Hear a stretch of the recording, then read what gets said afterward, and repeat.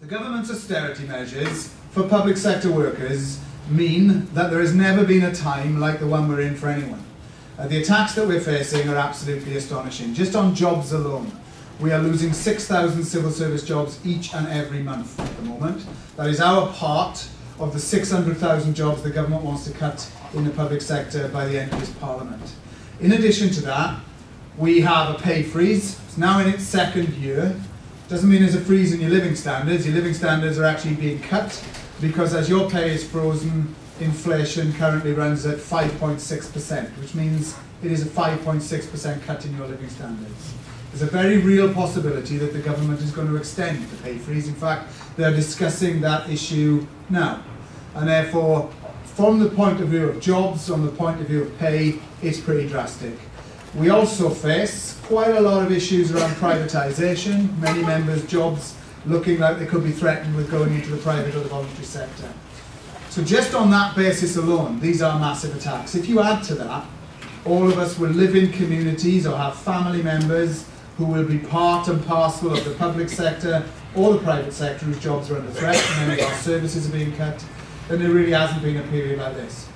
But specifically in June, the reason that we felt we had to do something was because on top of all of that, the government also decided it was going to carry out a massive smash and grab raid on our pensions and all of the public sector's pensions. And they told a series of lies to people in order to try to justify it. They said our pensions were unaffordable, they said they couldn't be sustained, the costs were spiralling out of all control, and we had incredibly generous pensions. Now, one of the great things about the 30th is the government were forced to defend all of this in the media. And anyone who followed what happened during that week will see that in 4 consecutive days, the government had to concede the pensions were not unaffordable. Then they had to agree they were not unsustainable. Then they had to agree that the pensions had indeed been modernised 5 years ago. So in the end, all they could say was it wasn't fair. It wasn't fair because our pensions were more generous than everybody else's. Now, it is worth us reminding ourselves what the government want to do. They want to make us work longer. They want to link our pension age to the state retirement pension age, which is currently going to increase to 66, then through to 68. For anybody under 34 years of age, it means you will work till 68, even if they don't change it anymore. The employers' organisations have already called for an increase in the pension age to go to 70. So this is not a done question that will finish at 68, and for many people it means working an awful lot longer. At the same time, they want everybody to pay a lot more in. Average increase of 3.2% across the civil service, extra contribution. If you're higher paid, that could be as high as 6%. If you're under £15,000 a year, of which there are less than 4% of the civil service, then you don't pay anything. Therefore, for all PCS members, we will end up paying more money for the privilege of working longer. But crucially, we also get a lot less out of the pension. The government's going to close the final salary pension scheme for those who are in it. They're going to say that the way we calculate the pension is going to change, and they are changing the way pensions are worked out. So that when you get it, instead of it being linked to the retail price index, they will link it to the consumer price index. Now that may sound like a boring technical point, but what you need to know is if you live for 20 years in retirement, it devalues your pension by 20%. And therefore what the government is doing is a classic. Work longer, pay a lot more in, get an awful lot less out. Hi, I'm Alex Blackburn, and I've just worked through on the PCS pension calculator how much I'll lose if the government's pensions proposals for the civil service go through. And it stands at the moment, I'll work 6 years longer, I'll have to pay £928 more per year, I'll lose £11,500 through CPI indexation, and in total I'll lose over £25,000 if I retire at 60. Now the only justification anyone could make for that, would seem to me, is if what the government told people was true. That there was a huge pensions black hole, the costs were spiralling, that the country could no longer afford it. Which is why looking at the facts is always really important in these disputes. We changed our pension schemes in 2006-07 with the Labour government. We made changes that allowed for the fact that people were living longer. We put pensions onto a different footing, which means pensions are now going to fall in cost.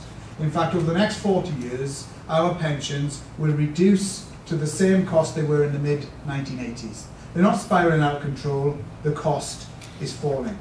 The extra money they want you to pay in is not going into a pension fund because the pension fund is short of money. We don't even have a pension fund in the civil service. The money that you will raise is a tax that will go directly to the Treasury in order to raise 2.8 billion pounds to cut the country's deficit. They say we're all working or living longer, so we have to work longer, when they know their own studies in the civil service tell us, well, actually, life expectancy varies very much depending what type of work you do and where you live, and anyway, we've already made the changes. So if you consider all of that, I think it's fair to say that our pensions do not need to be touched at all. They're costing less, we've already made the changes, and our contributions are set at a rate that was deemed to be fair. Hi, I'm Dave Plummer. I'm a branch organiser here at Revenue and Customs, Euston Tower. I've just used the PCS pensions calculator.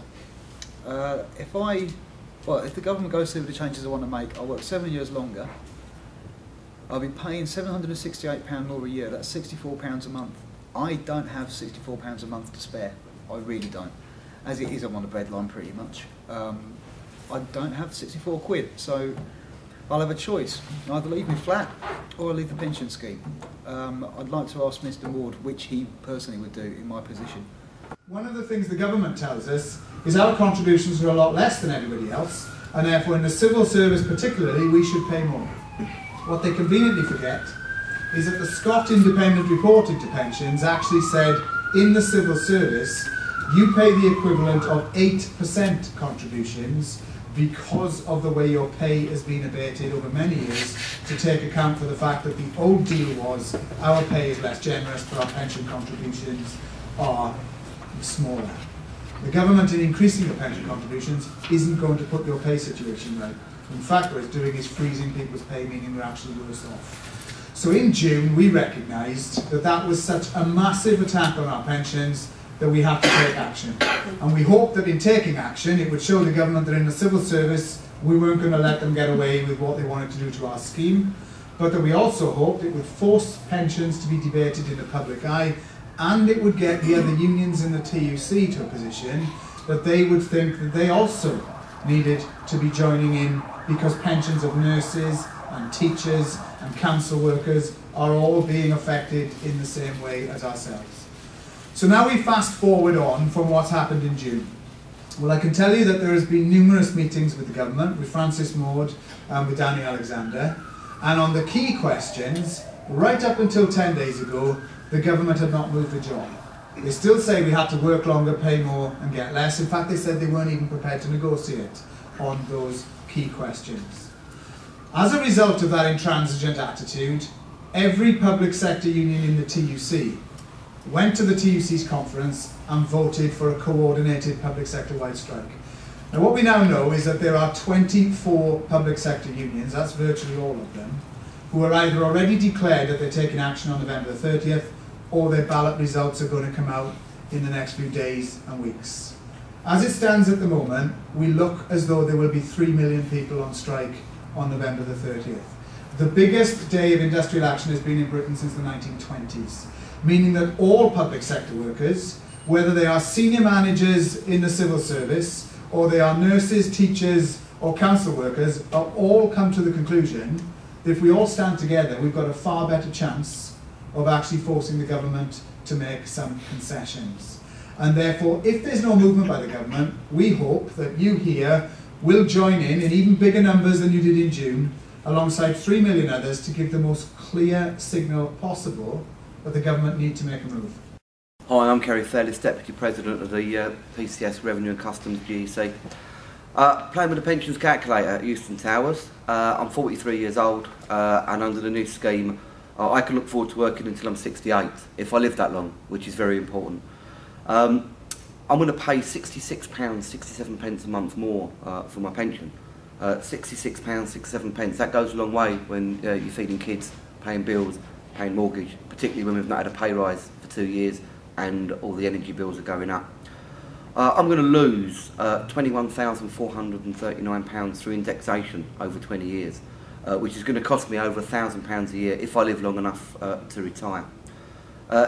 In total, if I do retire between the age of 65 and 68, I'll be £30,000 worse off over a 20-year period.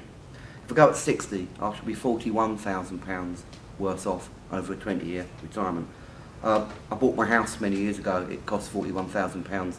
I'll be out on strike on the 30th of November because this is wrong, this is the theft of a pension, not just my pension, but your pension. And for those people that are unfortunate enough not to make it to 68, you'll never enjoy the benefits of the pension you're currently paying for.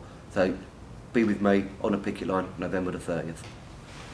Now, because I don't think they ever thought this was going to happen, because I think they thought that the big unions in particular would never get involved in this dispute, the government's had a bit of a surprise. And therefore, because it's had a bit of a shock, in the last 2 weeks, it's had to change its tactics slightly. Therefore, they have made the first meaningful concession.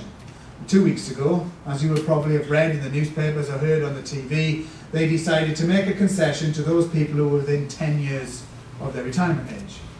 And what Cameron told Parliament was that if you are within 10 years of retirement, you will see no change. Now, he actually misled Parliament. It is not the case that you see no change, because you still pay a lot more money in for the time you've got left, and your pension indexation still changes, so it still devalues your pension by between 15 and 20%.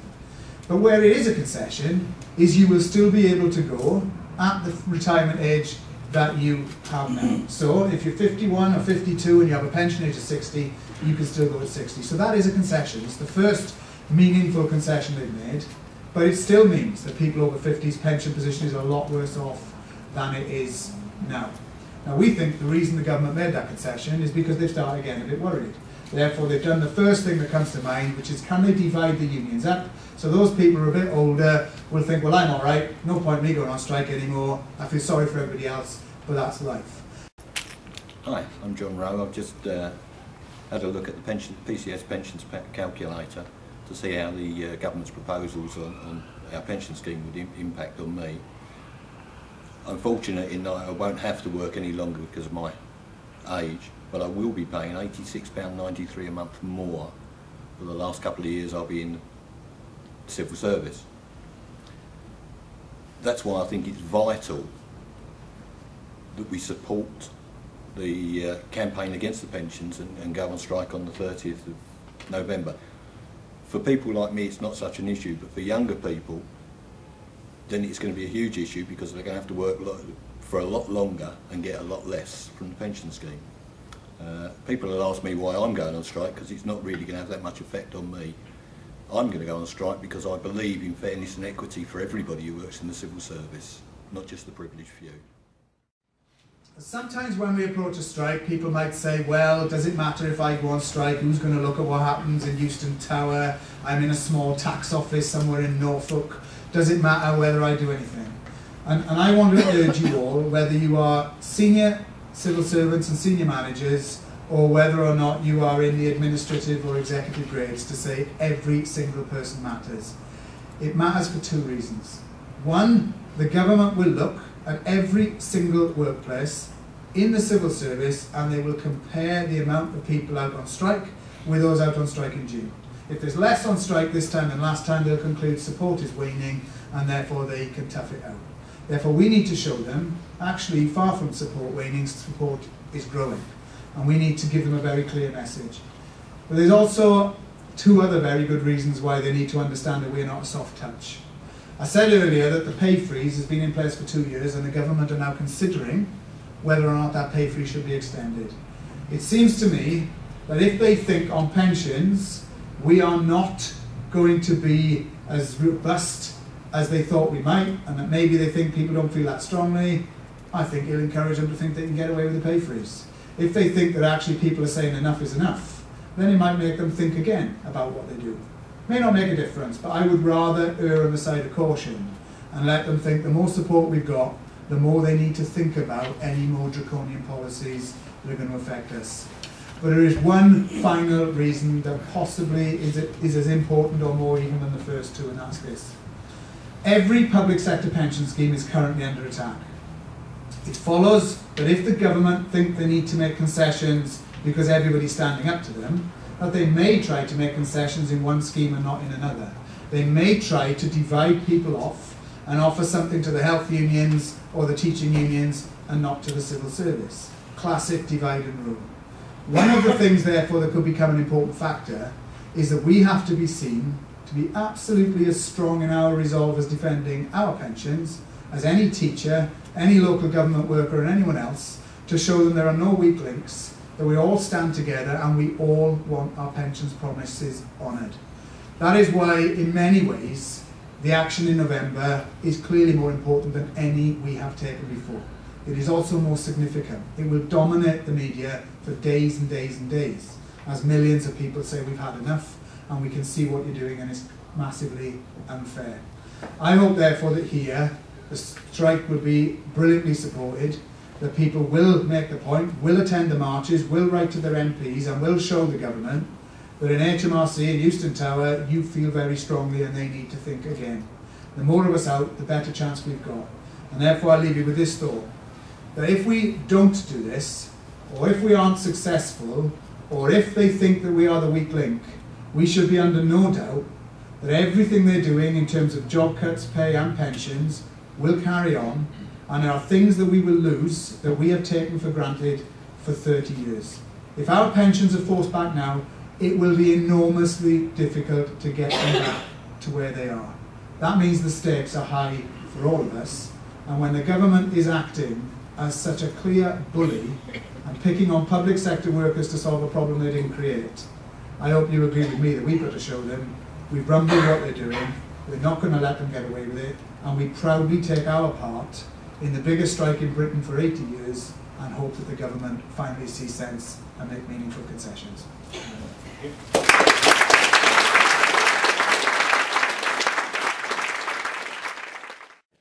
Hi, my name's Len Shelley. I probably typify the majority of staff in HMRC, being age 45 with 22 years service. I've just gone onto the pensions calculator and absolutely appalled that I will be losing £942.69 per year is how much it will cost me, how much I will pay, which equates to £78.56 per month.